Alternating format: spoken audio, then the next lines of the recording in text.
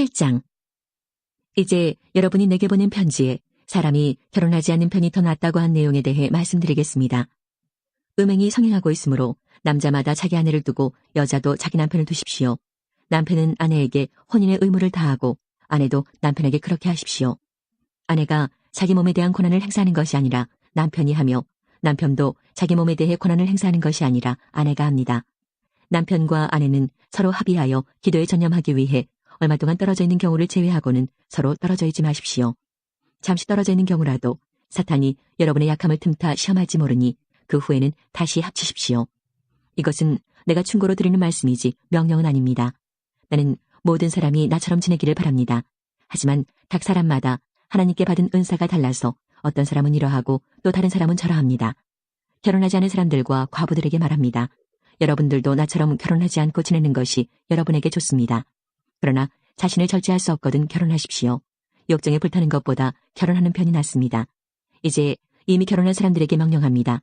이것은 나의 명령이 아니라 주님의 명령입니다. 아내는 남편과 헤어지지 마십시오.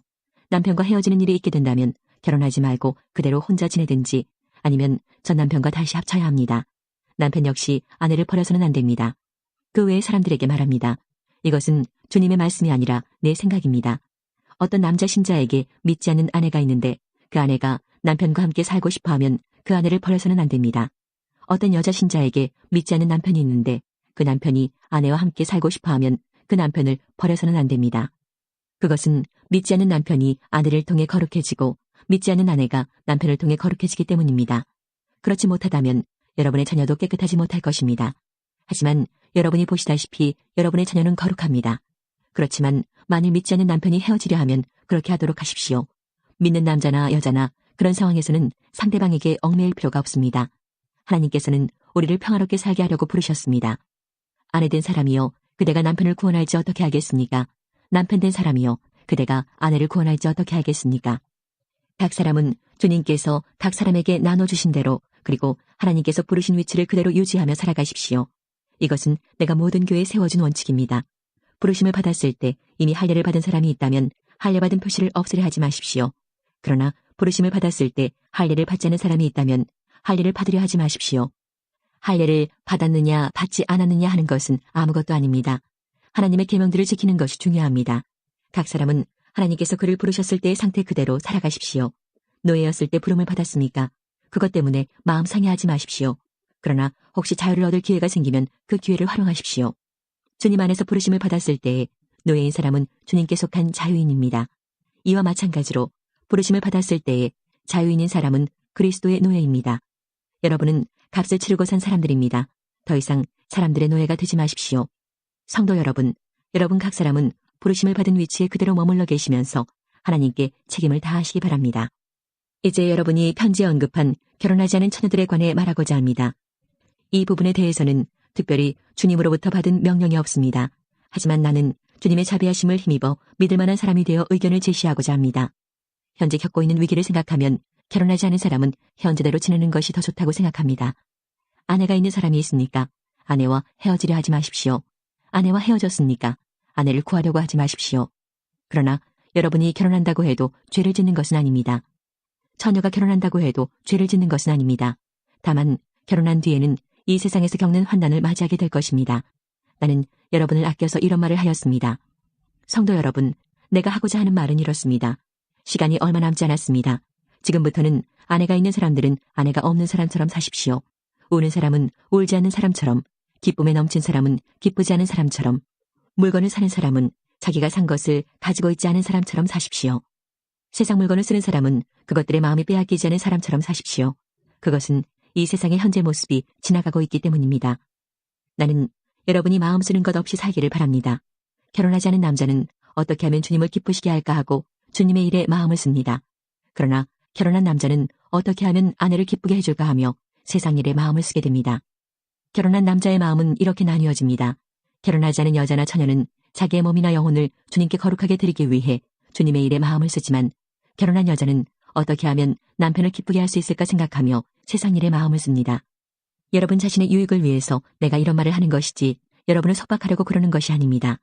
나는 여러분이 나뉘지 않은 마음으로 자신을 주님께 드려 바르게 생활하기를 바랄 뿐입니다. 어떤 남자에게 약혼한 여자가 있는데 자기가 그 여자에게 적절하지 못하게 행동하고 있다는 생각이 들고 더욱이 약혼녀가 혼기를 지날 만큼 나이가 들게 되어 여자와 결혼해야 할 것 같다고 판단된다면 원하는 대로 행하십시오. 죄 짓는 것이 아닙니다. 두 사람은 결혼하는 것이 좋습니다. 그러나 자기 마음에 결혼하지 않기로 굳게 결심을 하고 또 반드시 결혼을 해야 되는 것도 아니고 자신이 욕정을 억제할 능력에 있어서 약혼한 처녀와 결혼하지 않기로 결심을 했다면 그것도 잘하는 것입니다. 그러므로 자기가 약혼한 처녀와 결혼을 하는 것도 잘하는 것이지만 결혼하지 않는 것은 더 잘하는 것입니다. 여자는 남편이 살아있는 동안에는 남편에게 매인 몸입니다. 그러나 남편이 죽으면 자기가 원하는 사람과 자유롭게 결혼할 수 있습니다. 단 남편 될 사람은 반드시 주님을 믿는 사람이어야 합니다. 이것은 내 판단입니다만 그런 여자는 재혼하지 않고 혼자 지내는 것이 더 행복할 것 같습니다. 나에게도 하나님의 성령이 있다고 생각합니다. 8장. 이제 우상에게 제물로 바친 음식을 먹는 문제에 대해 말씀드리겠습니다. 여러분이 우리는 다 지식이 있다고 주장하는 것을 우리는 알고 있습니다. 그러나 지식은 교만하게 하고 사랑은 덕을 세운다는 사실입니다. 어떤 사람이 자기가 무엇인가 안다고 생각하면 그 사람은 마땅히 알아야 할 것을 아직은 모르고 있는 사람입니다. 그러나 그 사람이 하나님을 사랑하면 하나님께서도 그 사람을 알아주십니다. 이제 우상에게 제물로 바친 음식을 먹는 문제에 대해 이야기해 봅시다. 우리는 세상에서 우상이란 아무것도 아니며 하나님은 오직 한 분뿐이라는 사실을 알고 있습니다. 하늘에나 땅에나 신이라고 불리는 존재가 많이 있고 사실 많은 신이 있으며 많은 주가 있지만 우리에게는 아버지가 되시는 하나님 한 분만 계십니다. 만물이 그분에게서 나왔고 우리는 그분을 위해 살고 있습니다. 또 주 예수 그리스도도 한 분만 계십니다. 만물이 그분 때문에 창조되었고 우리도 그분 때문에 살고 있습니다. 그런데 누구나 이러한 진리를 아는 것은 아닙니다. 사람들 중에는 아직도 우상을 숭배하는 습관이 남아있어서 우상에 바친 음식을 먹을 때 그것이 우상에 바친 음식이라고 생각하며 먹는 사람들이 있습니다. 그 사람들의 양심은 약해졌고 더럽혀졌습니다. 그러나 우리를 하나님께 가까이 나아가게 하는 것은 음식이 아닙니다. 음식을 먹지 않는다고 해서 손해되는 것은 아니며 음식을 먹는다고 해서 더 이루어지는 것도 아닙니다. 그렇지만 여러분에게 있는 자유를 행사할 때 그것이 믿음이 약한 성도들에게 걸림돌이 되지 않도록 주의하십시오. 지식이 있다는 여러분이 우상의 신전에서 음식을 먹고 있는 것을 믿음이 약한 성도가 본다면 그가 용기를 얻어 그 사람처럼 우상의 제물로 바친 음식을 먹지 않겠습니까? 이렇게 되면 믿음이 약한 성도는 여러분의 지식 때문에 망하게 되는 것입니다. 그리스도께서는 바로 그 성도를 위해 죽으셨습니다. 이런 식으로 여러분의 동료 성도들에게 죄를 짓고 그들의 약한 양심에 상처를 준다면 여러분은 그리스도께 죄를 짓는 것입니다. 그러므로 내가 먹는 음식 때문에 내 동료 성도들이 걸려 넘어지게 되면 그 사람이 걸려 넘어지지 않도록 하기 위해 나는 평생 고기를 먹지 않을 것입니다. 9장. 내가 자유인이 아니란 말입니까? 내가 사도가 아니란 말입니까? 내가 우리 주 예수님을 보지 못했단 말입니까? 여러분 자신이 내가 주님 안에서 일한 수고의 열매가 아닙니까? 내가 다른 사람들에게는 사도가 아닐지라도 여러분에게는 확실한 사도입니다. 왜냐하면 여러분이 주님 안에서 나의 사도직을 인정해 주었기 때문입니다. 나를 비판하는 사람들에게 나의 입장을 이렇게 밝힙니다. 우리에게 먹고 마실 권리가 없습니까? 다른 사도들과 주님의 동생들과 게바가 그런 것처럼 우리는 신자인 아내를 데리고 다닐 권리가 없습니까? 나와 바나바만 생계를 위해 일해야 한단 말입니까? 자기가 비용을 대가면서 군대 생활을 하는 사람이 어디에 있습니까? 포도 농사를 지으면서 그 포도원에서 나는 포도를 따먹지 않는 농부가 어디 있으며 양을 기르면서 거기서 나는 젖을 마시지 않는 사람이 또 어디에 있겠습니까? 내가 사회에서 일어나는 일만 가지고 이렇게 말하는 것은 아닙니다. 율법에도 이런 말이 있지 않습니까? 모세 율법에 이같이 기록되어 있습니다. 곡식을 타작하는 소의 입에 망을 씌우지 마라. 하나님께서 소를 생각해서 이 말씀을 하신 줄 아십니까? 아니면 우리 모두를 위한 말씀이겠습니까? 이 말씀은 우리를 위해 기록된 말씀이 분명합니다. 밭을 가는 사람은 당연히 어떤 소망을 가지고 밭을 갈며 곡식을 타작하는 사람이 대가를 기대하며 일하는 것은 당연합니다. 우리가 여러분에게 영적인 것을 뿌렸다면 우리가 여러분이 갖고 있는 물질을 거두어 드린다고 해서 지나치다고 할 수 있겠습니까? 다른 사람들이 여러분에게 이런 것을 요구하는 권리를 가졌다면 우리는 그럴 권리가 더 있지 않겠습니까? 그러나 우리는 이 권리를 행사하지 않았습니다. 오히려 우리는 그리스도의 복음에 방해가 되지 않기 위해 모든 것을 참았습니다. 여러분은 성전에서 일하는 사람들이 성전에서 나오는 음식을 먹으며 제단에서 봉사하는 사람들이 제단에 바친 것 중에 일부분을 나누어 가진다는 사실을 알지 못합니까? 이와 같이 주님께서도 복음을 전하는 사람들은 복음을 전하는 일로 생활하라고 정하셨습니다. 그러나 나는 이러한 권리를 하나도 사용하지 않았습니다. 그렇다고 해서 여러분이 나에게 그렇게 해주기를 바라서 이 편지를 쓰는 것은 아닙니다. 내가 가지고 있는 이러한 자부심을 빼앗기기보다는 차라리 굶어 죽는 편이 더 낫습니다. 내가 복음을 전한다 해도 자랑할 것이 없는 것은 그것이 내가 당연히 해야 하는 일이기 때문입니다. 만일 내가 복음을 전하지 않는다면 나에게 화가 내릴 것입니다. 만일 내가 자원해서 복음을 전한다면 당연히 보수를 받을 것입니다. 그러나 자원해서 하는 일이 아니라면 이것은 내게 맡기신 직무를 다하는 것일 뿐입니다. 그러면 내가 받을 상이 무엇입니까? 바로 이것입니다. 내가 복음을 전할 때 아무 대가도 받지 않고 전하는 것과 복음을 전하면서 나의 권리를 사용하지 않는 것입니다. 나는 자유인이며 어느 누구에게도 매어 있지 않습니다. 그러나 나는 되도록 많은 사람을 얻기 위해 스스로 많은 사람의 종이 되었습니다. 유대인들에게는 유대인들을 얻고자 유대인처럼 되었습니다.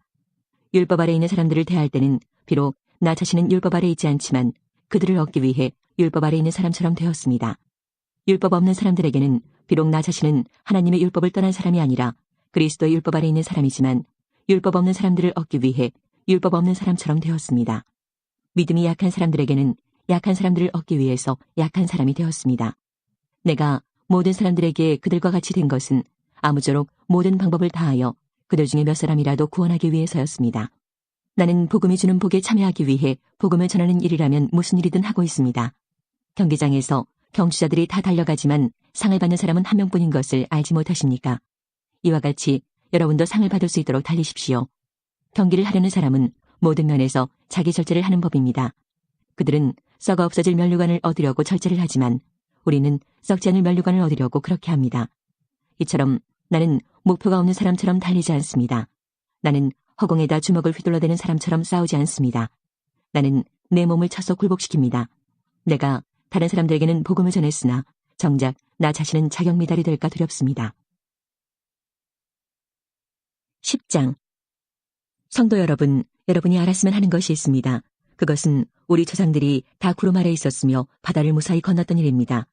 조상들은 모두 구름과 바다 가운데에서 세례를 받아 모세에게 속하게 되었습니다. 조상들은 모두 같은 영적인 음식을 먹었으며 다 같은 영적인 물을 마셨습니다. 조상들은 그들의 동반자인 영적인 반석에서 나오는 물을 마신 것입니다. 그런데 이 반석은 그리스도였습니다. 그러나 하나님께서는 조상들 대부분을 기뻐하지 않으셔서 그들은 광야에서 죽어 흩어지게 되었습니다. 이런 일은 우리에게 본보기가 되어 우리는 그들처럼 악한 일을 즐겨하지 말라는 경고가 됩니다. 여러분 중에 우상 숭배를 하는 사람들이 있는데 여러분은 그들처럼 우상 숭배하지 마십시오. 성경에 백성들이 앉아 먹고 마셨으며 일어나 춤을 추었다고 기록되어 있습니다. 조상들 중에 가늠한 사람이 있었는데 우리는 그들처럼 가늠하지 맙시다. 그들이 가늠하다가 하루에 23,000명이 죽임을 당했습니다. 또 우리 조상들 중에는 주님을 시험하다가 뱀에 물려 죽은 사람들이 있었습니다. 우리는 그들처럼 주님을 시험하지 맙시다. 조상들 중에는 불평을 늘어놓다가 멸망시키는 천사에게 멸망당한 사람들이 있었습니다. 그러니 여러분들은 불평하지 마십시오. 이 모든 일들은 우리 조상들에게 본보기로 일어난 일들이며 세상의 종말이 다가오는 시대에 살고 있는 우리에게 경고를 하기 위해 기록되었습니다. 그러므로 자기가 굳게 서 있다고 생각하는 사람은 넘어지지 않도록 주의하십시오. 누구나 겪는 시험 이외에 여러분에게 닥칠 시험은 없습니다. 하나님은 신실한 분이셔서 여러분이 감당할 수 있는 능력 이상의 시험을 당하도록 내버려 두지 않으십니다. 그리고 여러분이 시험을 당할 때에 시험을 견디고 거기서 빠져나올 수 있는 길을 주십니다. 그러므로 나의 사랑하는 여러분, 우상 숭배를 멀리하십시오. 나는 여러분에게 판단력이 있다고 생각하여 이 말씀을 드립니다. 내가 하는 말을 판단해 보십시오. 우리가 축복하는 축복의 잔이 그리스도의 피에 참여하는 것이 아니란 말입니까? 또 우리가 나누어 먹는 빵이 그리스도의 몸에 참여하는 것이 아니란 말입니까? 빵이 하나이기에 우리 모두가 하나의 빵을 먹는 것은 우리가 여럿이라도 모두 하나의 몸인 것입니다. 이스라엘 사람들을 생각해 보십시오. 희생제물을 먹는 사람들은 제단에 참여하는 사람들이 아닙니까? 내가 말하려는 것이 우상이 바친 음식이나 우상이 무슨 대단한 것이라도 된다는 의미로 들립니까? 그렇지 않습니다. 사람들이 제단에 바치는 것은 귀신에게 바치는 것이지 하나님께 바치는 것이 아닙니다. 나는 여러분들이 귀신과 사귀는 사람이 되는 것을 원하지 않습니다. 여러분은 주님의 잔을 마시고 동시에 귀신의 잔을 마실 수는 없으며 주님의 식탁에 참여하면서 귀신의 식탁에 참여할 수는 없습니다. 우리가 주님을 질투하게 만들어서야 되겠습니까? 우리가 주님보다 더 강한 자란 말입니까?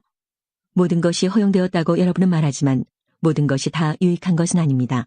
또 모든 것이 허용되었다고들 그러지만 모든 것이 다 덕을 세우는 것은 아닙니다. 누구나 자기 유익을 구해서는 안 되고 다른 사람의 유익을 구하여야 합니다. 시장에서 파는 고기는 어떤 것이 되었든지 양심을 위해 꼬치꼬치 캐묻지 말고 그냥 사 먹으십시오. 땅과 그 안에 가득한 것이 다 주님의 것이기 때문입니다. 주님을 믿지 않는 사람이 여러분을 식사에 초대하여 여러분이 그 집에 가거든 차려놓은 음식은 양심을 위해 꼬치꼬치 캐묻지 말고 무엇이나 드십시오. 그러나 누가 이 음식은 제물로 바쳤던 것이오 라고 말하면 말해준 그 사람과 그의 양심을 위해 그 음식을 먹지 마십시오. 내가 여기서 말하는 양심은 여러분 자신의 양심이 아니라 다른 사람의 양심을 의미하는 것입니다. 왜 나의 자유가 다른 사람의 양심에 의해 판단을 받아야 합니까? 내가 감사하고 음식을 먹는데 내가 음식을 먹은 것 때문에 비난받아야 할 이유가 어디에 있습니까? 그러므로 여러분은 먹든지 마시든지 무엇을 하든지 모든 것을 하나님의 영광을 위해 하십시오. 유대인에게나 이방인에게나 하나님의 교회에 걸림돌 같은 존재가 되지 마십시오. 나처럼 하십시오. 나는 나의 유익을 구하지 아니하고 많은 사람들의 유익을 구하였습니다. 많은 사람들이 구원받도록 모든 면에서 모든 사람들을 기쁘게 하려고 하였습니다. 11장 내가 그리스도의 본을 따른 것처럼 여러분도 나의 본을 따르십시오. 여러분이 모든 일에 나를 기억하고 있고 내가 여러분에게 전하여 준 것을 붙들고 있으므로 여러분을 칭찬합니다. 그러나 여러분이 깨달았으면 하는 것이 하나 있습니다. 그것은 모든 남자의 머리는 그리스도며 여자의 머리는 남자이며 그리스도의 머리는 하나님이시라는 사실입니다. 남자가 머리에 무엇을 쓰고 기도를 하거나 예언을 하면 그것은 자기의 머리가 되시는 그리스도를 욕되게 하는 것입니다. 그러나 여자가 머리에 무엇을 쓰지 않고 기도를 하거나 예언을 하면 그것은 자기의 머리를 욕되게 하는 것입니다. 그것은 삭발한 것이나 다름이 없습니다. 여자가 머리에 무엇을 쓰지 않으려면 머리를 밀어버리십시오. 머리를 밀어내는 것이 여자에게 부끄러운 것이라면 무엇으로든 머리를 가리기 바랍니다. 남자는 하나님의 형상과 영광이므로 머리를 가려서는 안 됩니다. 그러나 여자는 남자의 영광입니다. 그것은 남자가 여자로부터 생겨난 것이 아니라 여자가 남자로부터 생겨났기 때문입니다. 또한 남자가 여자를 위해 창조된 것이 아니라 여자가 남자를 위해 창조되었습니다. 그러므로 천사들 때문에 여자는 권위의 표를 그 머리 위에 지녀야 합니다. 그러나 주님 안에서는 여자가 남자 없이 독자적으로 존재하지 않고 남자도 여자 없이 독자적으로 존재하지 않습니다. 왜냐하면 여자가 남자로부터 생겨난 것처럼 남자는 여자를 통해 태어났기 때문입니다. 그러나 모든 것들이 하나님으로부터 생겨났습니다. 여러분 스스로 한번 판단해 보십시오. 여자가 머리에 무엇이든지 쓰지 않고 하나님께 기도하는 것이 옳은 일입니까? 자연 그 자체가 여러분에게 교훈하듯이 남자가 머리를 길게 하면 명예롭지 못합니다. 그러나 여자가 긴 머리를 하는 것은 그 여자에게 영광이 됩니다. 긴 머리는 여자에게 머리를 가리는 역할을 합니다. 이 문제에 대해 다른 의견을 제기하는 사람이 있다면 내가 말할 수 있는 것은 우리가 하나님의 교회나 이것 외에 다른 풍습은 받지 않았다는 사실입니다. 이제부터 말하는 내용에 대해서는 여러분을 칭찬하지 않겠습니다. 그것은 여러분의 모임이 유익이 되는 것보다는 해가 되기 때문입니다. 첫째로 내가 듣기로는 여러분이 교회에서 모일 때 파벌이 생긴다고 하는데 나는 그것이 어느 정도는 사실이라고 믿습니다. 여러분 중에서 누가 하나님께 인정받는 사람인지 분명하게 드러나게 하기 위해서는 다른 점도 있어야 할 것입니다. 그러니 여러분이 한자리에 모여 나누는 식사는 성만찬을 나누는 것이 아닙니다. 먹을 때 각자가 자기 것을 먼저 갖다 먹어버리기 때문에 어떤 사람은 굶주리고 어떤 사람은 술에 취합니다. 여러분에게 먹고 마실 집이 없습니까? 여러분이 하나님의 교회를 멸시하고 가난한 사람들에게 굴욕감을 주려는 것입니까? 내가 더 이상 무슨 말을 하겠습니까? 이런 행동에 대해 잘했다고 칭찬할까요? 이번 일에 대해서는 절대로 칭찬할 수가 없습니다. 내가 여러분에게 전해준 것은 주님께 받은 것입니다. 주 예수님께서 배반당하시던 날 밤에 빵을 들고 감사기도를 드리신 다음 빵을 떼시고 이렇게 말씀하셨습니다. 이것은 너희를 위한 내 몸이다. 나를 기억하면서 이것을 행하여라. 똑같은 방법으로 식사 후에 잔을 들고 말씀하셨습니다. 이 잔은 내 피로 세우는 새 언약이다. 이 잔을 마실 때마다 나를 기억하면서 이것을 행하여라. 여러분은 이 빵을 먹고 잔을 마실 때마다 주님이 오실 때까지 주님의 죽으심을 전하십시오. 그러므로 누구든지 합당하지 않은 태도로 빵을 먹거나 주님의 잔을 마시는 사람은 주님의 몸과 피를 범하는 죄를 짓는 것입니다. 각 사람은 자신을 점검한 후에 빵을 먹고 잔을 마셔야 합니다. 주님의 몸이라는 인식이 없이 먹거나 마시는 사람은 자기에게 내릴 하나님의 심판을 먹고 마시는 것입니다. 이런 이유로 여러분 중에는 약한 사람이나 아픈 사람이 많이 있고 죽은 사람들도 적지 않습니다. 우리가 자신을 분별하였더라면 심판을 받지 않았을 것입니다. 그러나 우리가 지금 주님에게서 심판을 받는 것은 세상과 함께 심판을 받지 않기 위해서입니다. 그러므로 나의 성도 여러분, 여러분이 먹으러 함께 모일 때 서로 기다리십시오. 배고픈 사람이 있으면 집에서 식사를 하도록 하십시오. 그래서 여러분이 모이는 것이 심판받는 모임이 되지 않기를 바랍니다. 이외의 다른 문제들은 내가 여러분에게 가서 알려드리겠습니다.